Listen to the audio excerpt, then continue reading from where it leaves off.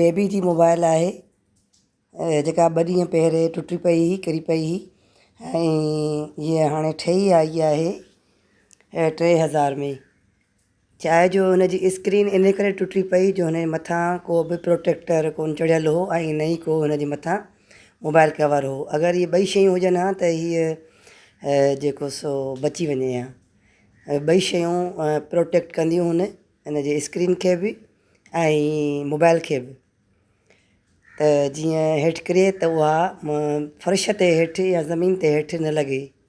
पर हिन में ॿई शयूं कोन हुयूं, न को कवर आहे, हाणे बि कवर कोन अथसि ऐं न ई प्रोटेक्टर हुयुसि। ऐं हीअ अञा बि हीअ बंदि थी पई वञे। थोरी देरि लाइ जेको मोबाइल रिपेयरिंग कंदो आहे उन चयो अॼु राति तव्हां खणी वञो ऐं ॾिसोसि। ऐं हीअ वरी ॾिसो हिन किराई ऐं रोए पई त मां कोन किराई आहे, कसम खणी पई वई न न मूं न कराई आहे ऐं जेको सो मोहम्मद अरीश कराई आहे। पोइ हाणे वरी खिले पई त हा इहा मूंखां किरी पई। ॾिसूंसि था हाणे हिनखे मरीज़ खे त हीउ मरीज़ केतिरा ॾींहं जहिड़ो आहे। ऐं ॿारनि खे ख़बर थोरी पवंदी आहे त असांजा माउ पीउ पैसा कीअं कमाइनि था ऐं कहिड़े तरीक़े सां उहे ख़र्चु कनि था या असां ते ख़र्चु कनि था। बसि हू हिकु सम्झनि था त असांजे पीउ मां बसि वॾा अमीर आहिनि, पैसे वारा आहिनि, जेको असां फरमाइश कयूं था असांजी पूरी थी थिए। उहो हुननि खे हिन शयुनि जो अहसासु ई कोन्हे, किरी भॻी टुटी छाप थी वियो। बहरहाल हिकु त ॾिठो वञे त हीअ टुटणी ई टुटी पई ऐं ॾिसो त सही ख़ुशि पई थिए। अॼु मां ख़ुशि पई थिए त जेको सो हीअ बि चए पई त जेको सो उहो टुटणी ई टुटी पई, असां खणी छाप कयूं हा। सो बसि हाणे छा कजे ॿारनि खे।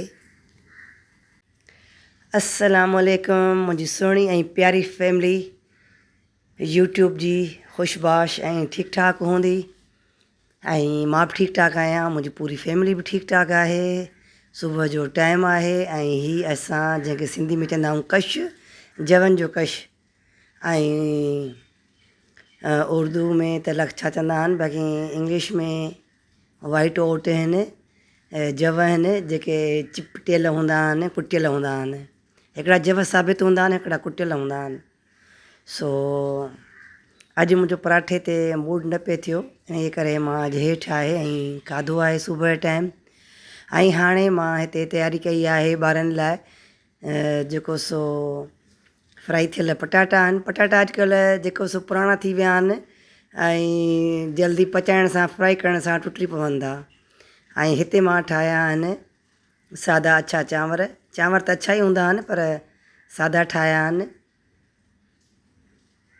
सो ॿार हीअ शौक़ सां खाईंदा आहिनि अक्सर करे दाल ऐं हीअ पटाटा, पर पटाटा मुंहिंजो पुटु जेको आहे तमामु घणो शौक़ सां खाईंदो आहे हिननि सादनि चांवरनि सां। ऐं हाणे हिननि खे मां थोरो रखी ऐं वरी थोरो घर जो ॿियो कमु कंदसि ऐं थांव बि पिया आहिनि ढेर सारा जंहिंखे मां हींअर वॉश कंदसि।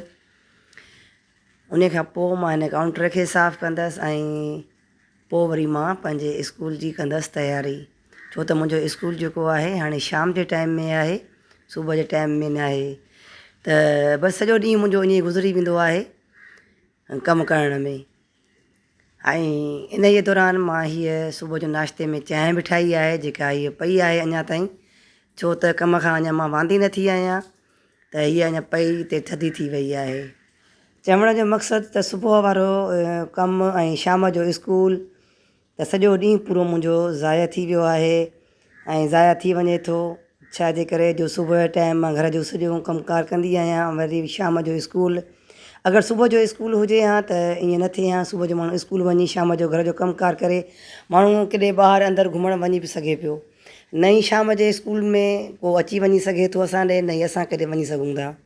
बसि हिकिड़ो ॾींहुं को मोकल जो हूंदो आहे त असां उन खे अवेल कंदा आहियूं ऐं उन ई में ई को कमुकारु करे वठंदा आहियूं जो की ॿाहिरि जा हूंदा आहिनि।